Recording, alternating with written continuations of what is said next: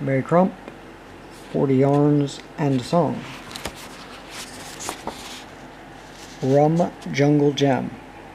I first crossed paths with Rum Jungle Jim Mackenzie in the bar of Jim Adams' pub in Cooktown on the Great Barrier Reef. He was an interesting-looking bloke. His face was leathery and creased from years of exposure to the tropical sun and wind, and the hand wrapped around his glass of square gin was gnarled and scarred from years of hard work and arthritis. He was barefooted and wore a pair of baggy shorts and a singlet and had an out-of-shape straw hat perched on his head. The hair on his head and chest was long and white. He was chasing 70 and living on the pension in a small empty shop down by the waterfront. I got to know Jungle Jim and spent many hours enjoying his yarns about life spent on the seven seas and around the coast of Australia and the islands of the Pacific. He'd been a palm originally and still had an old-fashioned courtesy about him, which was unusual for someone who'd lived the kind of life he had. They're usually as rough as guts, those blokes. Jungle Jim had run away to sea in 1907 at the age of 14 and served before the mast on sailing ships, cargo boats and whalers.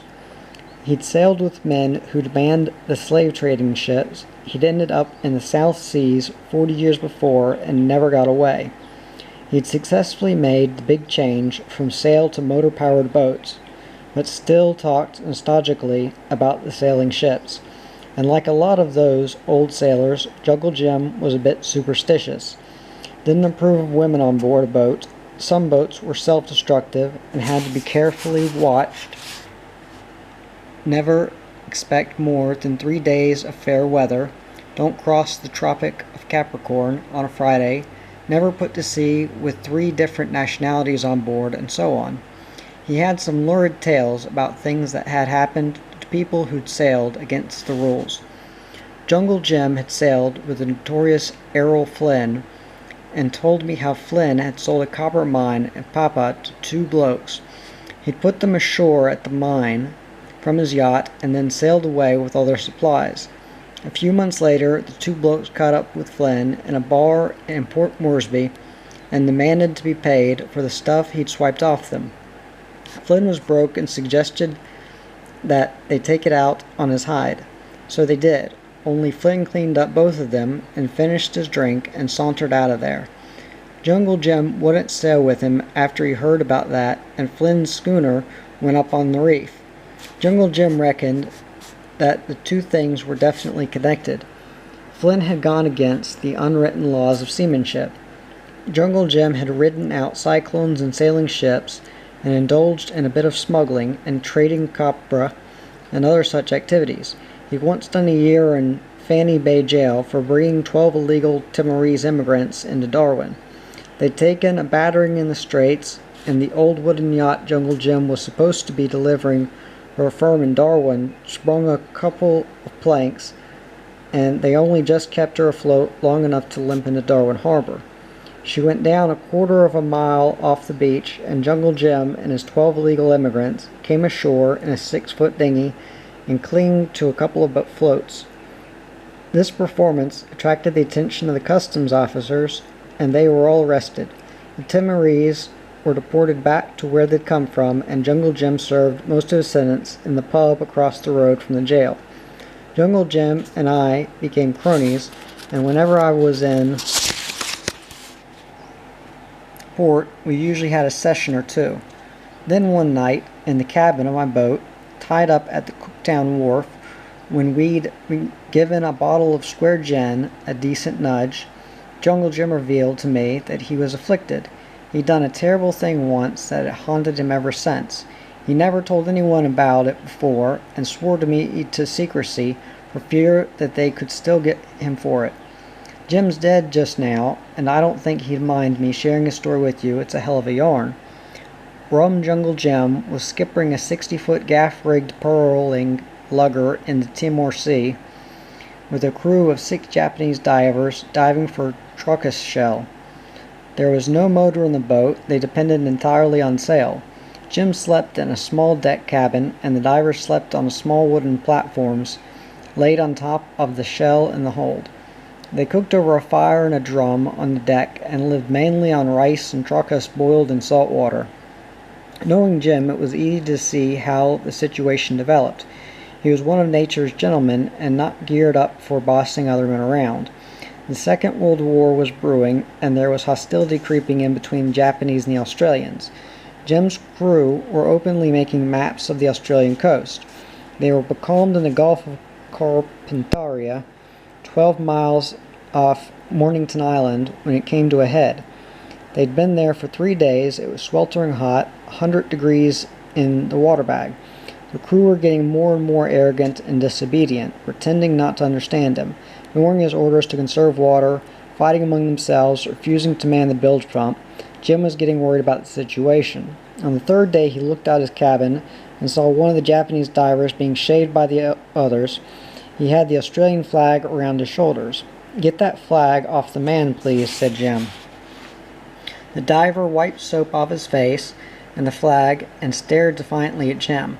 This was open confrontation. If Jim couldn't stop it right then, he was going to wind up over the side with his throat cut, lost at sea.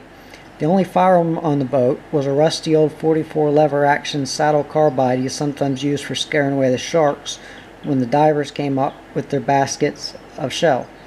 He reached into the cabin and got the gun and jacked a bullet into the breech and aimed at the diver with the flag. "Get that flag off, please," he repeated. The diver arrogantly continued wiping his face with the flag. Jim aimed a foot above his head and fired to scare him, and the bullet hit the diver in the middle of the forehead and blew his brains out the back of his head. He flew over backwards and lay sprawled on the deck. Jim was shocked and stood there looking at the gun in his hand. The other divers all started bowing and begging. They got the flag off the dead diver and came bowing up to Jim with it. There were brains and blood on it. "What do we do now, Captain?" they asked. "Put the dead man into the longboat and row him to the leper colony on Mornington and get them to radio the police in Darwin and tell them what happened," he said. They scurried to do what he ordered and even washed down the deck without having to be told. This captain was not to be mucked around with. He shoots a man through the head in cold blood for disobeying him and then sends the body to the authorities. What magnificent flair. This was their kind of captain, Shogun.